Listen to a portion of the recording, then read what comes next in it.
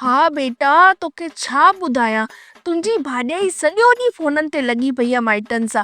केॾीमहिल हिन जी बुराई, केॾीमहिल हुन जी बुराई। ससु सहुरे खे त बिल्कुलु पुछे ई नथी।